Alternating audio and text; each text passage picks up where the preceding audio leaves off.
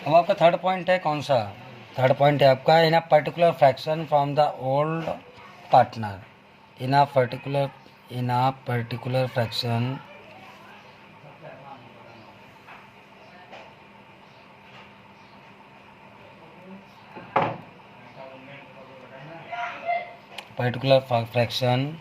From the old partner.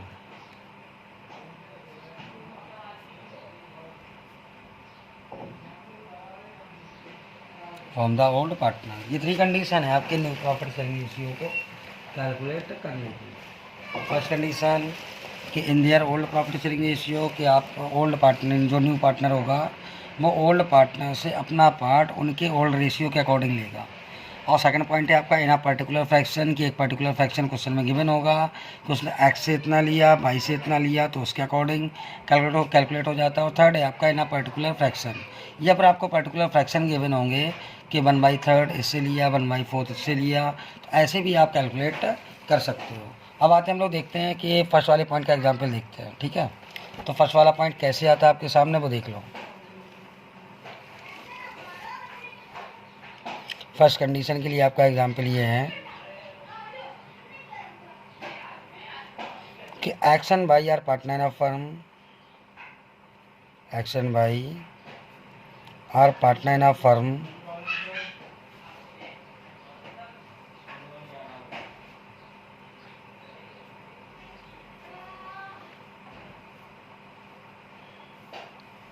action by our partner of firm, they are sharing profit and loss, sharing profit and loss in 3:2, कि x और Y दो partner हैं, partnership firm, और उनका profit sharing ratio कितना दिया आपका, sharing profit and loss in the ratio of 3:2। They admit Z, they admit Z for 1/5 share,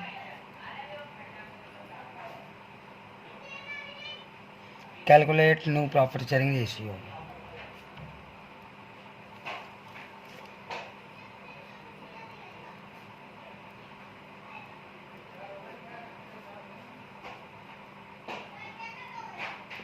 new profit sharing ratio calculate करके दिखाओ। तो action by our partner in a firm sharing profit and loss in the ratio of 3:2, कि x और Y दो partner हैं, इनका profit sharing ratio कितना दिया, 3:2। इन लोगों ने क्या कर लिया, जेड को ऐड कर लिया 1/5 पार्ट के लिए, और 1/5 पार्ट के लिए इनका क्या दिया देखो ज़रा, 1/5 पार्ट के लिए जेड हुआ ऐड। तो इसमें ये इंफॉर्मेशन गिवन नहीं है कि जेड ने अपना 1/5 जो लिया वो कितना एक्स से लिया, कितना वाई से लिया। जब कोई इन्फॉर्मेशन गिवन ना हो, जब कोई भी रेशियो गिवन ना हो, या कोई हिंट ऐसी गिवन ना हो कि आपको ये फाइंड हो कि जेड ने एक्स से उतना लिया, वाई से उतना लिया, तो जब कंडीशन साइलेंट होगी तो आप तो उसमें देखो आगे क्या दिया, calculate new profit sharing ratio. तो आप उसको ऑलवेज फर्स्ट कंडीशन के अकॉर्डिंग कैलकुलेट करोगे कि वो अपने ओल्ड प्रॉफिट शेयरिंग रेशियो के अकॉर्डिंग आपकी ये new profit sharing ratio calculate कर लेगा। तो कैसे, इसका सॉल्यूशन ऐसे होता है, let total profit of the firm equal 1,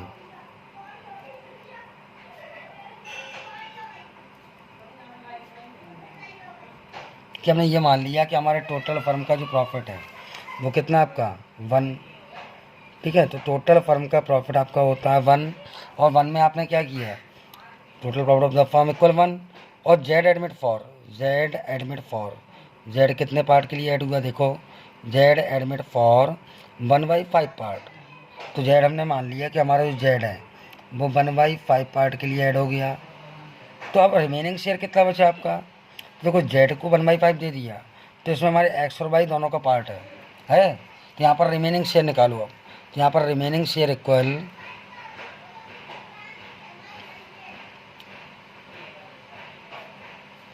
1 - 1/5, क्योंकि टोटल फर्म के प्रॉफिट से जेड का पार्ट हटाओ।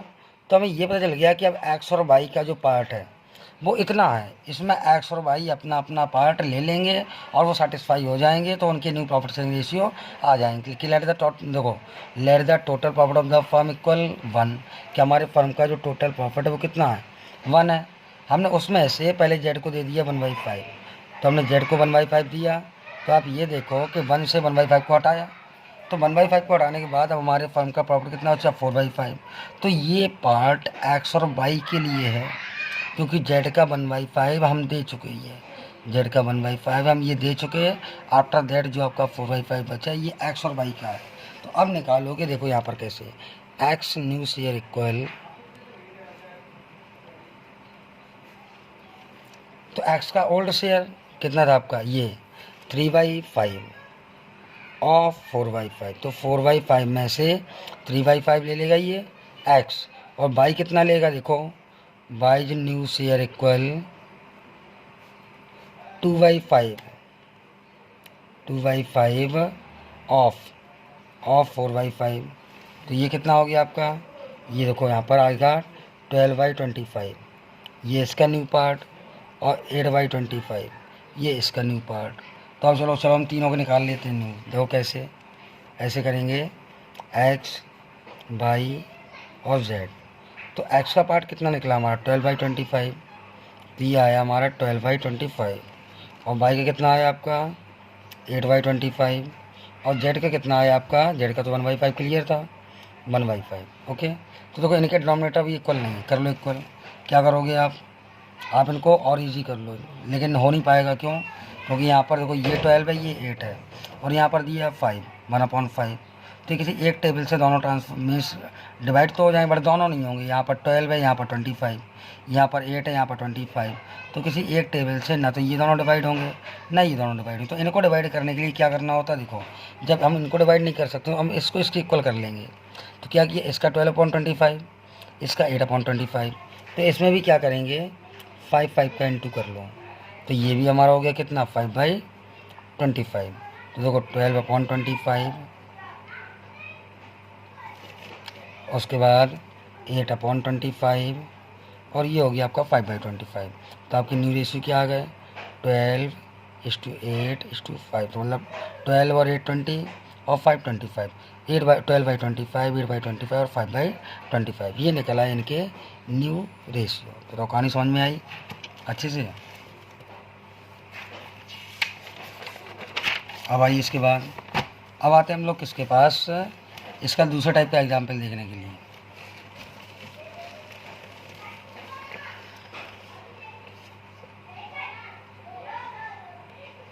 देखिए यहाँ पर आपको इसका सेकंड एग्जाम्पल ये गिवन है, क्या दिया कि A and B, A B and C are बर partner in a firm sharing profit and loss in the ratio of 3:2:1। कि आपके ए बी सी 3 पार्टनर हैं, इनका रेशियो आपको दे दिया 3:1। तो इनके रेशियो आपको दे दिए, क्योंकि 3 पार्टनर की फर्म में ऑलरेडी। दे एडमिट डी, इन लोगों ने डी को ऐड कर लिया 10% के लिए। अब बोल रहे हैं कि कैलकुलेट न्यू प्रॉफिट। तो ये क्वेश्चन भी आपका सिमिलर वैसा था जो मैंने अभी आपको लास्ट एग्जाम्पल समझाया। कैसे भाई, 10% दिया ना, तो 10% का मतलब क्या होता है, 10% का मीन्स होता है आपका 1/10। ओके, कभी 20% आ जाता है तो उसका मतलब क्या होता है, वो 20/100, तो मतलब 1/5।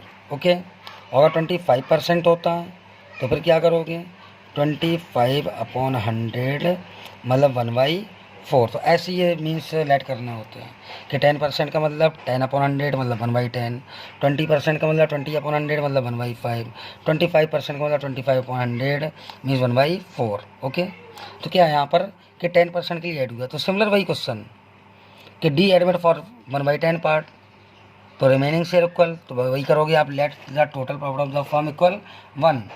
आपका टोटल फर्म का प्रॉफिट कितना होगा 1, तो remaining share equal 1 minus 1/10 equal 9/10। तो देखो ये आ गया 1 माइनस 1/10 इक्वल 9/10। तो देन रिमेनिंग शेयर इक्वल 9/10 को ए बी सी के इन रेशियो में डिवाइड कर लो। तो as new share equal 9/10 of, देखो 3/6 ऑफ 9/10, तो 27/60। इसका था 2/6, तो 2/6 ऑफ 9/10 18/60, और सी शेयर 1/6 ऑफ 9/10, तो 19/60। अब इनकी सबके अपॉन में 60 है, और ये 1/10 है, इसे भी 60 कर लो, इक्वल कर लो। आपने क्या किया, 6 का इंटू कर लिया, तो 6 का इंटू करेंगे तो इसका भी आएगा 6/60। सबको रख दो 27, 18, 9 और 6। अब इनको अपॉन में 60 है, सबको डिवाइड कर लो, 3 की टेबल से सब डिवाइड हो जाएंगे, कर लिया तो 9632 आ गया आपका। ये हो गया आपका new profit sharing ratio. Okay, अब आते हैं उसके बाद,